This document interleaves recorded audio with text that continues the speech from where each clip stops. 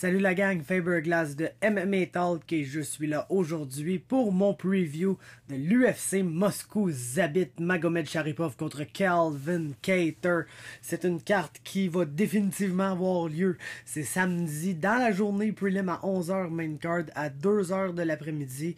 Et puis ben c'est ça, c'est ce que c'est. C'est un fight night qui va probablement juste être sur Fight Pass en plein milieu de l'après-midi en Russie. Donc c'est sûr qu'il y a beaucoup de combattants russes. Moi d'habitude c'est des cartes que j'aime parce qu'il y a beaucoup de prospects très intéressants qui sortent de la Russie là, dans les dernières années, puis ils se retrouvent souvent sur ces cartes-là. C'est peut-être un peu moins le cas avec cette carte-là, mais c'est quand même pas payé. Il y a quand même de quoi se mettre sous là-dedans si vous êtes un amateur de MMA. Et puis ben là, je suis là pour vous offrir mes analyses et prédictions complètes pour chacun de ces combats-là. Commençons immédiatement avec le combat principal de la soirée, c'est chez les 145 livres. Zabit Magomedsharipov affronte Calvin Kattar dans ce qui est un excellent duel qu'on doit préciser. C'est un combat de 3 rounds, contrairement à les main events qui sont 5 rounds d'habitude. C'est parce que dans le fond, le main event, c'était Volkov face à Junior Dos Santos. Il s'est blessé, il a été remplacé par l'ami Greg Hardy. On dira pas l'ami, mais bref, Greg Hardy, ce dude-là, et puis ben ça a fait qu'on a move up Zabit contre Kattar au main event de la soirée, mais ils ont laissé ça 3 rounds vu que les gars s'étaient seulement entraînés pour 3 rounds, et puis ben ça va être un excellent combat pour vrai parce que Zabit est très impressionnant là, surtout dans les premiers rounds. C'est vraiment un excellent combattant, garde très bien sa distance, a vraiment une super belle variété là, debout, lance des spinning shit comme si c'était rien, les setups très bien, c'est pas télégraphier ces affaires-là, rarement, il y a une très belle variété comme j'ai dit sur ses pieds, puis c'est vraiment un beau striker, et puis on se dit aïe, c'est vraiment un beau striker, je me demande il a l'air de quoi au sol, puis là, quand il se met à lutter puis à se battre au sol, tu te rends compte qu'il est encore meilleur littéralement en lutte puis en grappling, donc écoute, c'est vraiment un excellent combattant. C'est un championship level fighter. Dans les premiers rounds, il y a seulement une affaire qui me gosse beaucoup par rapport à la game à Zabit Magomedsharipov. Et puis, ben, c'est son cardio. On l'a vu chaque fois que c'est allé au 3e round. On l'a fadé, mais fadé assez solidement. On a eu peur qu'il se fasse finir par Karl Bogniak. Imaginez-vous donc.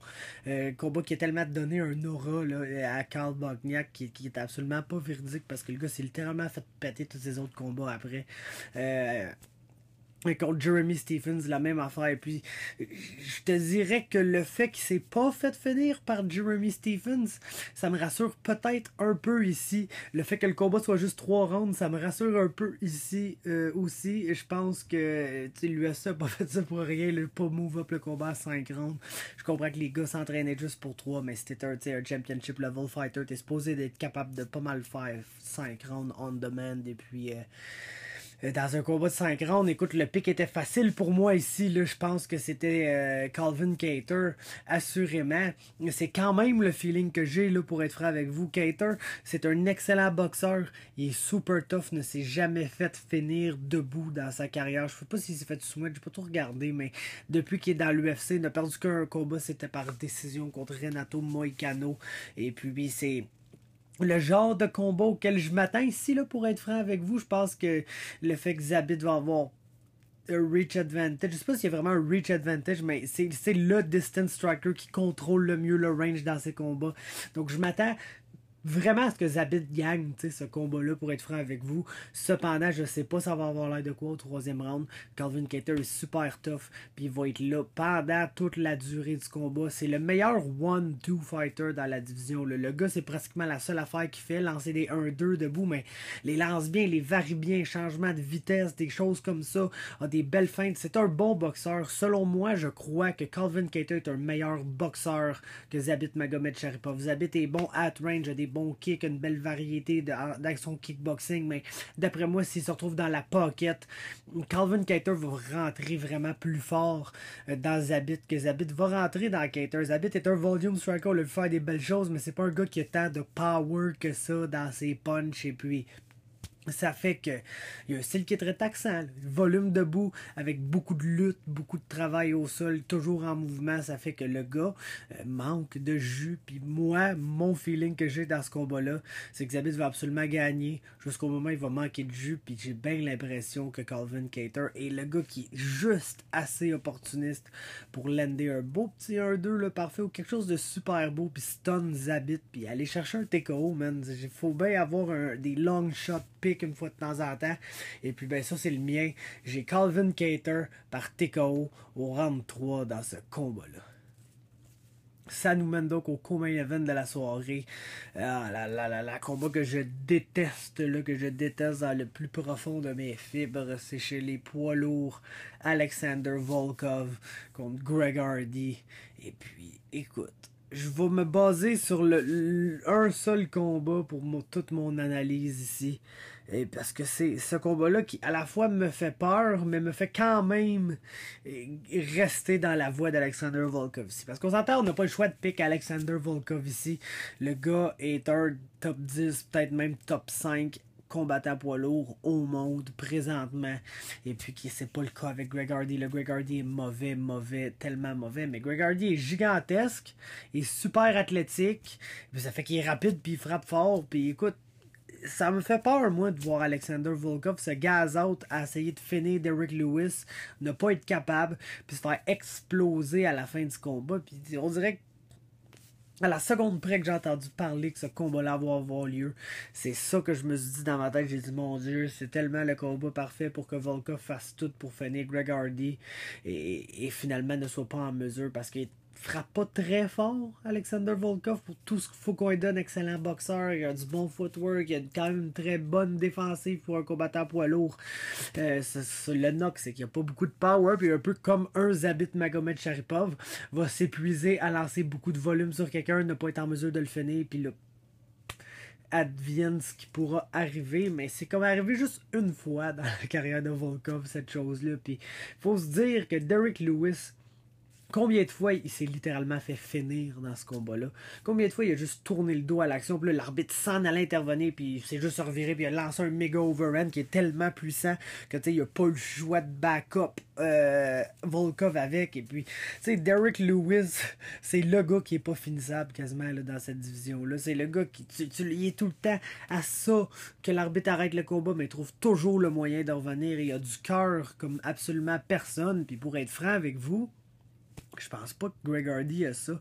Puis je dis pas juste ça à cause de son passé, puis à cause que c'est connu que c'est un batteur de femmes qui est trop une mauvaise personne pour avoir le droit d'être dans la NFL, mais ça m'a passé une mauvaise personne pour être quelqu'un que l'UFC essaie de nous pousser comme étant potentiellement quelqu'un qu'on aurait envie de voir se battre, même si c'est absolument pas le cas. Mais bref, tu sais, la manière dont il réagit mal à chaque fois que ça commence à putain aller comme il voulait, autant dans sa défaite contre Alan Crowder quand il a juste illegal knee, le ben raide, que c'est pas vraiment une défaite, il est en train de le péter, mais dès que ça a commencé à moins bien aller, puis il fait, oh, je commence à manquer d'énergie, puis Crowder il est quand même là, puis il répond à mes attaques pareil, que dois-je faire, que dois-je faire, puis le bang, t'as l'illegal knee, puis il est comme, on dirait qu'il cherchait un peu un way out, puis il l'a trouvé.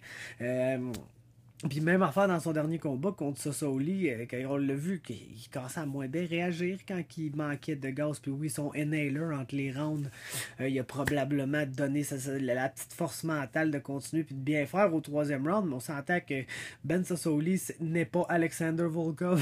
Alexander Volkov, s'il a moindrement une opportunité de finir Hardy, comme il y a eu une opportunité de finir Derrick Lewis, il va probablement réussir, même si c'est pas le plus gros des power punchers, parce que je vois juste pas dans ce que Hardy m'a démontré à date qu'il a les couilles tout simplement pour se sortir d'une situation comme ça.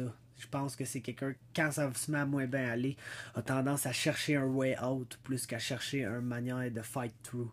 Donc j'ai Alexander Volkov par TKO. Je pense qu'Hardy va passer le premier round somehow, mais il risque pas de survivre au deuxième. Donc TKO round 2 pour Alexander Volkov. Ça nous mène à un combat chez les 170 livres. Zelim Imadaev affronte Danny Roberts. Et puis tabarnouche, c'est tellement un combat que j'aurais pick pour Danny Roberts. Il y a 2-3 combats, puis on dirait que je suis plus game de faire ça. Parce que On dirait que Roberts, le fait d'avoir perdu ses derniers combats, ça l'a affecté sa confiance. Puis on l'a vu qu'il y a peut-être un petit manque de confiance contre Michel Pereira dans son dernier combat. Puis il se fait exploser, il se fait exploser sévèrement. Puis après, ce qu'on voit, comment quelqu'un de tu sais, pas super athlétique comme Tristan Connolly est juste capable d'être tough un round puis après de battre Michel Pereira comme si c'était pas vraiment compliqué que de battre Michel Pereira. Ça paraît pas bien là, sur Danny Roberts. Puis malheureusement, c'est pas un gars comme Zelim Imadaev que tu vas avoir devant toi quand tu sembles avoir un peu perdu ta confiance parce que c'est littéralement autant un madman et que Michel Pereira ne va pas courir sur la cage puis lancer des flying knees comme si c'était des leg kicks, mais va lancer des spinning stuff, là, du spinning stuff en masse. Puis c'est un gars qui est puissant, puis c'est un gars qui va de l'avant, puis qui est vraiment plus offensive base que defensive base. C'est pas c'est un gars qui va être touché à Barato. C'est un gars que, comme je vous ai dit, si Danny Roberts était à une coupe de combat quand il y avait un niveau de confiance peut-être un peu plus élevé, je pense que c'est quelqu'un qui aurait pu jouer une game de Matador là, avec lui, puis juste le faire walk-in dans ses long strikes, puis toujours le garder à une distance où Imadaev peut pas vraiment le toucher, où Roberts est confortable de travailler avec son long jab et avec ses kicks, qui fait très bien. C'est un bon combattant, Danny Roberts, mais j'ai comme l'impression qu'il a perdu sa confiance, puis c'est un rough guy d'avoir devant toi comme Zelim Imadaev, parce qu'on a vu que contrairement à Michel Pereira, il arrête pas. Imadaev, il arrête pas. Va continuer pendant les 3 rounds. Trouver le moyen de perdre un point, mais quand même, perdre juste une majority decision contre Max Griffin. Donc, c'est quelqu'un qui va travailler fort pendant tout le combat. Puis, en temps normal, je piquerais Roberts ici, mais j'ai comme l'impression que de la manière que le momentum se dirige là, dans les derniers combats, j'ai Imadaev par TKO, deuxième round. Ensuite, 205 livres, Kadis Ibragimov, Ederman. J'avais Ibragimov comme étant un des meilleurs prospects de l'histoire de l'humanité en arrivant dans son premier combat de l'UFC, puis il m'a déçu, pour être franc avec vous, vraiment déçu. Mais ça reste un esti de mongol, puis le gars va littéralement courir après Ederman puis essayer de le frapper très fort. Puis ce qu'on a vu dans son combat à Ibragimov, c'est qu'il est absolument wild et pas défensif debout, puis il était super prône à se faire allumer ben raide, mais il est super tough, puis j'ai l'impression que si c'est pas fait knocker dans son dernier combat, il ne reste pas vraiment de se faire knocker par le vieux Ederman qui est slow, puis s'il est slow, il est slow, puis pourtant on dit ça, puis ça finit souvent par marcher là, pour Ederman, mais j'ai comme pas l'impression que ça va marcher. J'ai l'impression qu'il va recevoir une tempête en pleine face au premier round, puis je sais pas s'il y a encore ce qu'il faut pour s'en sortir. Fait que j'ai Ibragimov par TKO au premier round dans ce combat-là. Ça nous mène un combat des 170 livres, Ramazan Emeev contre Anthony Rocco Martin, que j'aime bien, Anthony Rocco Martin, mais tabarnouche qu'il n'y a pas vraiment de match-up favorable, lui.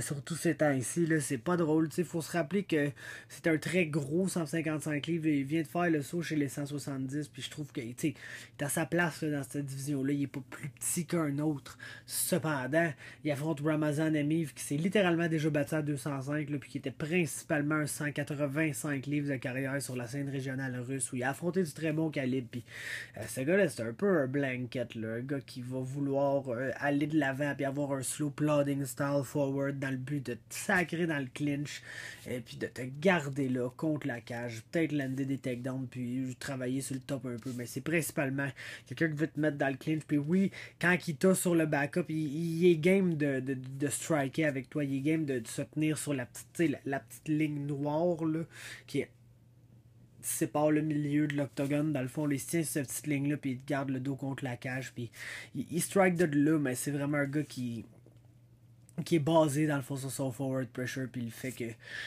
son but ultime c'est de te crisser dans la cage puis de te garder là. Puis Anthony Rocco Martin est bon, il est skilled, il travaille bien, mais quand on l'a vu perdre, on l'a vu se faire out-grapple principalement. Et puis ben tabarnouche, je pense que la différence de grosseur puis de physicalité va pas être négligeable dans ce combat-là. Emeev est gros, puis non seulement il est gros et fort, mais il base son style sur le fait qu'il est gros et qu'il est fort. Donc j'ai Emeev par décision aussi dans un combat qui ne reste pas d'être le plus palpitant là, entre vous et moi. Ensuite, on a un autre combat 205 livres. Il y en a comme 3 sur cette carte-là. Peut-être même. Non, il y en a 3. Puis en tout cas, je trouve que le meilleur est probablement sur les prelims. Là. Les deux sur la main card sont assez ordinaires. On a Shamil Gamzatov ici qui fait ses débuts dans l'UFC face à Klidson Abreu. On a, écoute, le preview show de Bloody Elbow que j'ai écouté, on a Conor Rebush qui a littéralement comparé Shamil Gamzatov à Khabib si Khabib avait pas vraiment de lutte. Donc, dans le fond, c'est littéralement un gars qui se bat debout comme Khabib se bat debout, mais qui a pas de lutte par-dessus ça. Donc, il est principalement un striker. Va cependant avoir définitivement plus de lutte que Klidson Abreu, que c'est vraiment son plus gros problème. C'est pas un bon striker.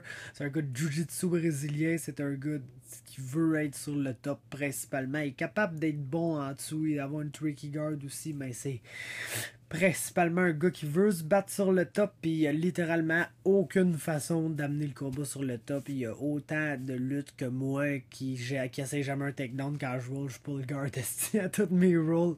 Il y a autant de lutte que moi, écoute. Fait que garde, je pense pas que Klidson Abreu va être en mesure d'amener ce combat-là au sol puis de soumettre Gamzatov.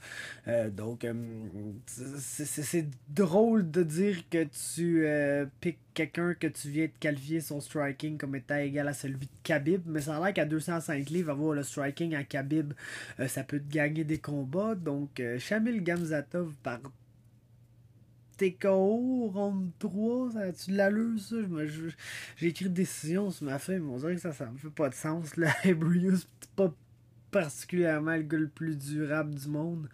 Fait que non, c'est ça, je vais être TKO round 3, je me l'écrire, là, pour être dur de m'en rappeler. Ah, voilà. Et on passe maintenant aux prelims.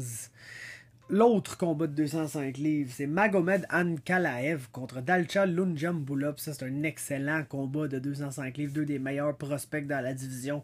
Où ça se joue, d'après moi, ici, c'est qu'on a Dalcha là, qui est vraiment juste un spécimen athlétique. Il n'est pas tellement grand pour la division, mais c'est comme. Il est build là, comme Ilir Latifi, puis même Ilir Latifi a peut-être peut-être à être envieux de la façon dont Dalcha est build.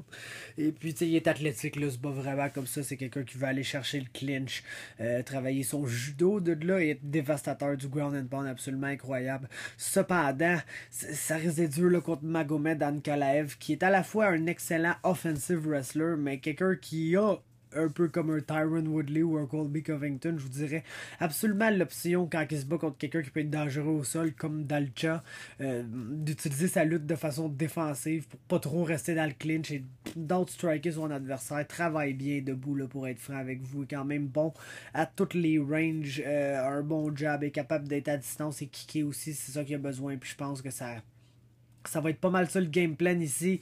Dalcha est très athlétique, très athlétique. Il y a des moments d'explosion absolument incroyables. Donc ça va quand même être un tricky fight pour Magomed Ankalaev. Il n'y a rien qui est donné là. Mais je pense que son stade de développement aussi est plus élevé. Le Dalcha est vraiment en forme. Peut-être pas encore rendu au niveau technique requis pour battre des gars comme Ankalaev qui selon moi peuvent rivaliser avec le top 15 de la division présentement et ça de façon assez claire. Donc j'ai Ankalaev par décision ici, mais ça va vraiment être un des combats les plus excitants là, sur la carte.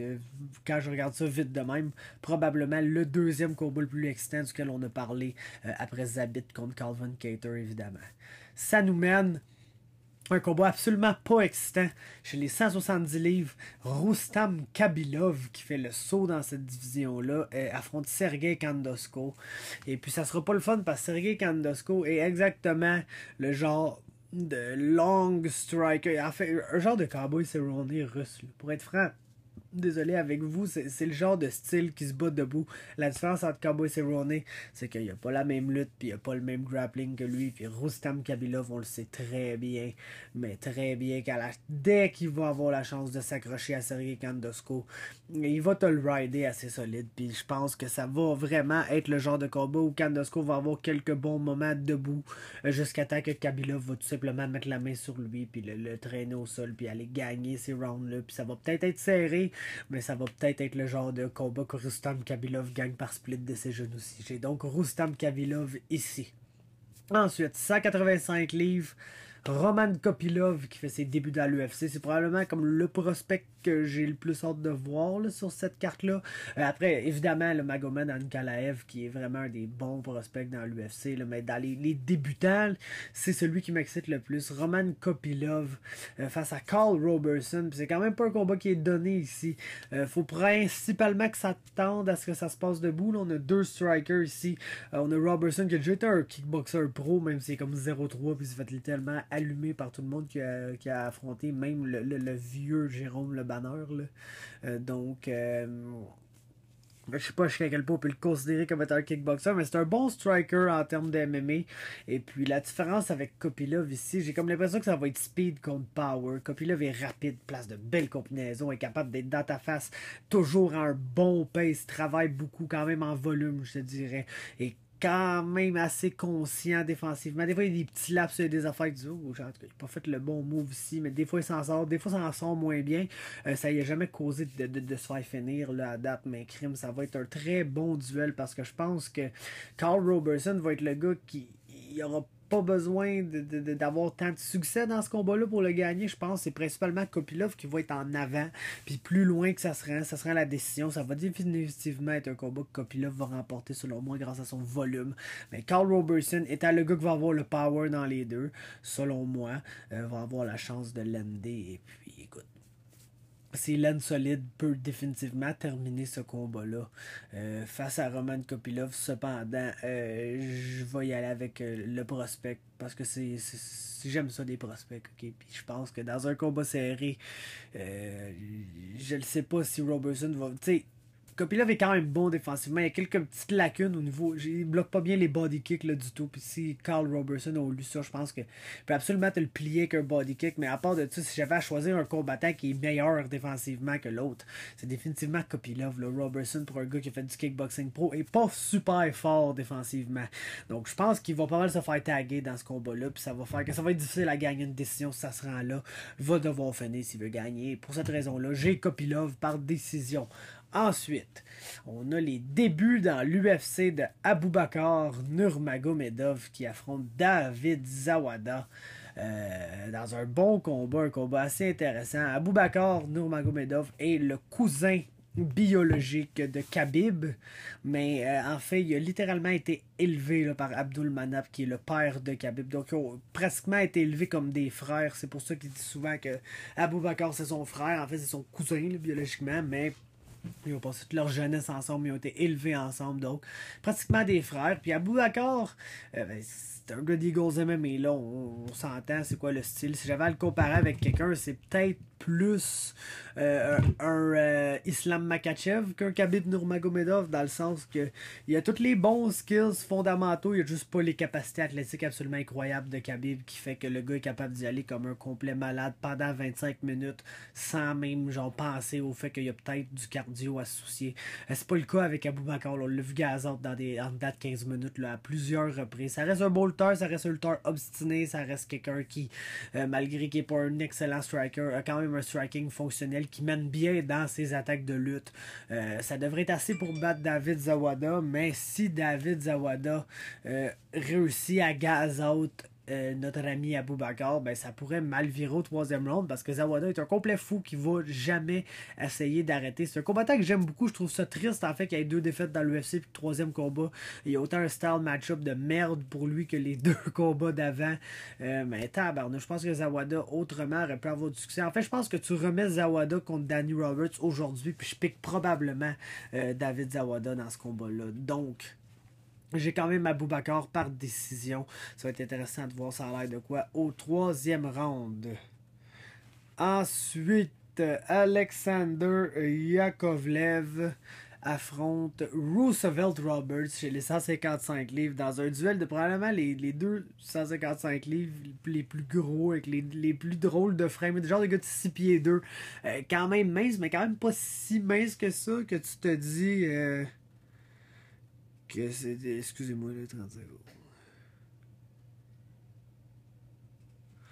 Ouais, c'est deux gars qui sont... minces, mais que tu te dis, tabarnouche, comment ils font pour faire 155 livres? Ils ont des gros frames quand même, ils sont minces dans leur frame, mais leur frame reste gros. Donc, que va-t-il arriver? Écoute, j'ai quand même peur après avoir vu le dernier combat de Yakovlev où il se faisait comme un peu out-wrestle contre la cage par Alex Da Silva et puis un moment donné, il a juste sorti une soumission puis il l'a soumis tout simplement. Et puis si j'ai belle l'impression qu'il y a une affaire qui va arriver dans ce combat-là, c'est que Roosevelt Roberts va essayer de wrestle Alexander Yakovlev contre la cage. C'est quand même un bon chain wrestler, il fait très bien ça. Moi j'aime ce que je vois de Roberts, c'est un gars qui est en développement.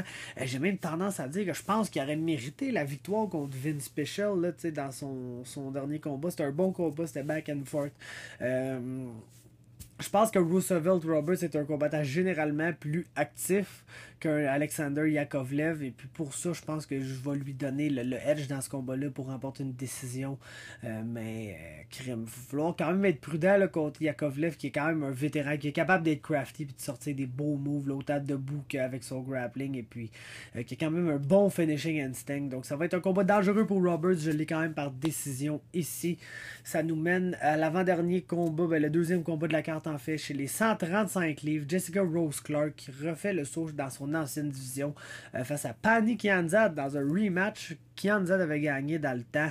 Et puis j'ai l'impression que Clark va probablement lui remettre la monnaie de sa pièce parce qu'en fait, si tu regardes le premier combat puis si tu regardes le dernier combat de Pani Kianzad, c'est littéralement la même combattante. C'est pas quelqu'un qui s'est beaucoup amélioré. Puis Jessica Rose Clark a vraiment amélioré sa boxe, a réussi à intégrer un peu de lutte aussi dans ses combats, qui fait qu'elle est capable d'aller chercher un takedown pour sauver sa vie, mettons, chose qui aurait probablement fait du bien dans son premier combat contre Kianzad. Puis on a vu Kianzad se faire takedown là, auparavant, on l'a vu avoir des difficultés à ce niveau-là.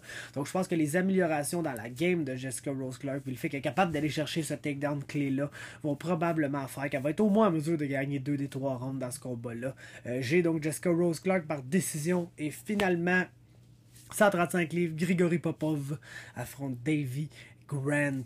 Et puis ça, c'est exactement le genre de combo. Davy Grant se fait finir au premier round. C'est un genre de grappler qui a pas full de lutte à la Clitson Abreu. Il est capable de juste être dangereux sur son dos s'il se retrouve là. Mais Grigory Popov, c'est un kickboxer pur et dur, du Tiger Muay Thai. Donc quelqu'un qui arrive avec quand même une bonne base de grappling. Les gars, là, les strikers du Tiger Muay Thai, quand on parle des Raphaël Fiziev, des gars comme Merbek Taisumov, c'est des gars qui arrivent avec de la grosse lutte défensive, qui sont prêts à grapple défensivement pour s'assurer que le combat reste dans leur force, c'est-à-dire debout.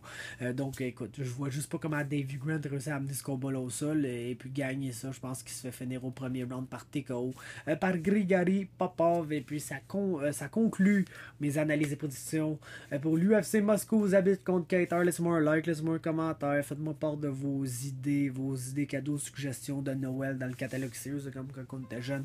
Je sais pas trop de quoi que je parle, mais bref, dites-moi vos prédictions, dites-moi vos combats les plus attendus, dites-moi est-ce que vous allez écouter la carte, est-ce que vous allez comme checker ça sur votre Fight Pass, vous trouvez un stream, qu'est-ce que vous allez faire, c'est quoi le plan, c'est quoi le setup, et puis c'est ça. Ouais, abonnez-vous à MMA Talk sur YouTube, sur Facebook, sur Instagram, MMA Talk, sur Twitter, D-MMA Talk, et puis ben c'est ça, c'est là que ça se passe, on se parle une prochaine fois, Commit Chen Gu, shout out à Chen Gu, même on va finir ça, shout out à Chen Gu.